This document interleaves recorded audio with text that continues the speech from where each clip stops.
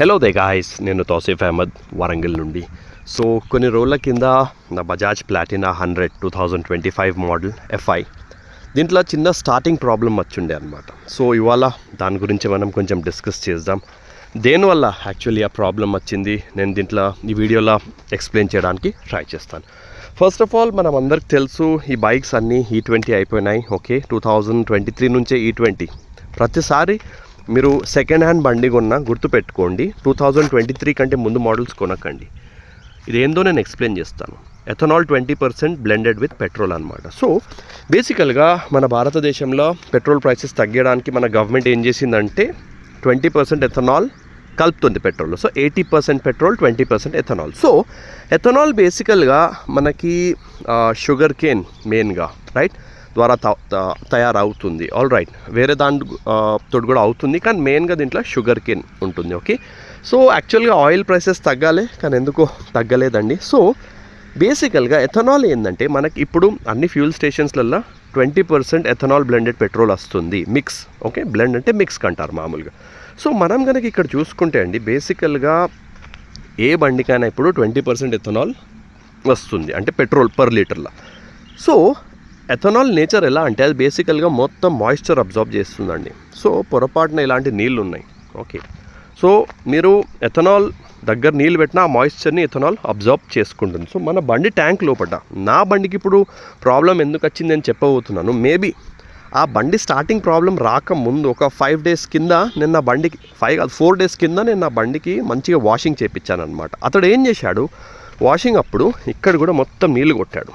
Okay, ఇక్కడ నాకేమనిపిస్తుందంటే ఇక్కడ నుంచి కొంచెం నీళ్ళు ఎంటర్ అయి ఉండొచ్చు ట్యాంక్ లోపల. ఎందుకంటే ఆల్ ఆఫ్ అ సడన్ కొత్త బండికి స్టార్టింగ్ ప్రాబ్లమ్స్ రావండి. ఆ ఎంటర్ అయితే ఇప్పుడు ఎథనాల్ వాటర్ కంటే హెవీ రైట్. సో అదేం చేస్తుందంటే ఎథనాల్ ట్యాంక్ లోపల వెళ్ళి కింద కూర్చుంటుంది అనమాట. సో మనం ఎప్పుడైతే స్టార్ట్ చేస్తామో fuel pump will try pumping the fuel కదా. సో ఇంజెక్టర్ ఎప్పుడైతే స్ప్రే చేస్తుందో బండి అప్పుడే స్టార్ట్ అవుతుంది కరెక్ట్గా, పెట్రోల్ స్ప్రే అయితే. అప్పుడు ఇథనాల్ కనుక ఆ ఇంజెక్టర్ లోపల ఎంటర్ అయితే బండి అసలు స్టార్ట్ కాదు, కంబషన్ కాదు, బండి స్టార్ట్ కూడా కాదు. సో నేను దాదాపు ఒక 30 సార్లు అంటే సెల్ఫ్ ద్వారా ఒక 20 times కిక్స్, ఒక దాదాపు 20 to 30 కిక్స్ కొట్టిన తర్వాత స్టార్ట్ అయింది. సో బేసికల్గా నేను చెప్పేది ఏంటంటే బండి స్టార్ట్ అయినాక కూడా కొంచెం చాలా మిస్ఫైర్ అయిందనమాట. సో నాకు తెలిసినంత వరకు ఆ ఇథనాల్ మాయిశ్చర్ అబ్జార్బ్ అంటే ఇక్కడ వాటర్ ఎంటర్ అయ్యి ట్యాంక్ లోపల వెళ్ళి అది కంబషన్లో చాలా ప్రాబ్లం చేసి ఉండొచ్చు అని నేను అనుకుంటున్నానండి. దానివల్లనే బండి స్టార్టింగ్ ప్రాబ్లం ఇచ్చింది.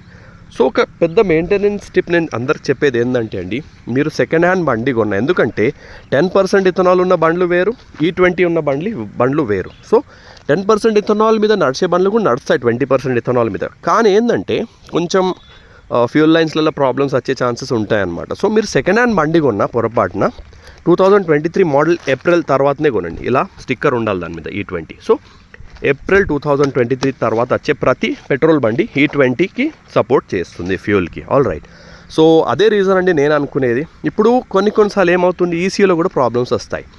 ECU రాంగ్ సిగ్నల్స్ పంపించినా బండ్లు స్టార్ట్ అవుతాయి. కానీ నా బండి ఒక్కొక్కసారి ఏంటంటే ఇప్పుడైతే అంతేం ఆఫ్ అవుతలేదు, కొన్నిసార్లు అయింది. కొన్నప్పటి నుంచి ఒక 10-15 సార్లు అవి ఉండొచ్చు.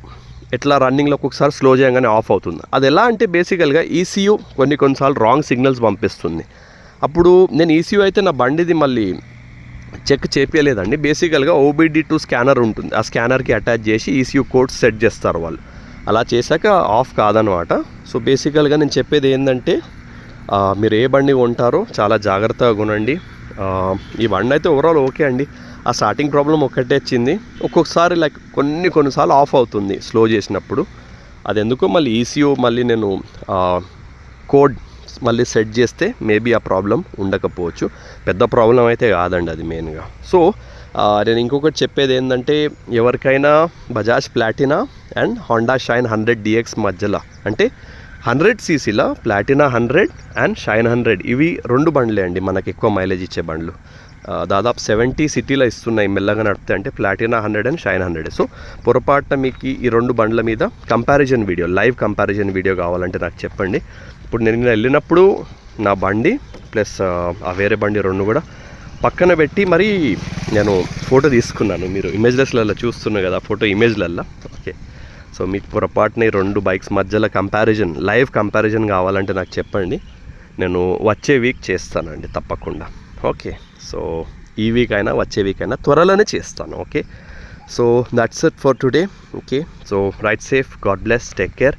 అండ్ E20 బండ్లు ఎవరైతే వాడుతుండోండి చాలా జాగ్రత్తగా వాడండి. ఎందుకంటే E20 అనే కాదు, ఇప్పుడు పెట్రోలే మనకి E20 వస్తుంది కాబట్టి వాటర్ ట్యాంక్లో వెళ్ళకుండా చూసుకోండి. తర్వాత ఏంటంటే మనకి బండ్లు వాన పడేటప్పుడు ఓపెన్ ఏరియాలో పెట్టకండి. ఓకే, షేడ్ కిందనో అట్లా కాంపౌండ్లోనో షెడ్ కిందనో అలా పెడితే మనకి బండికి ప్రాబ్లమ్స్ వచ్చే ఛాన్సెస్ చాలా తగ్గిపోతాయి అన్నమాట. Okay, so right safe, God bless, take care.